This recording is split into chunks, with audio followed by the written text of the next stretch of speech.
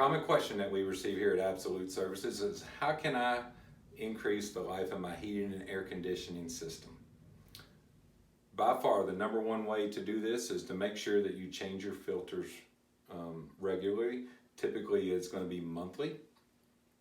A dirty filter will restrict airflow into your system, and it requires it to work much harder to do the same amount of work. So when that happens, it's going to greatly reduce the life of your system. So make sure that you change your filters monthly.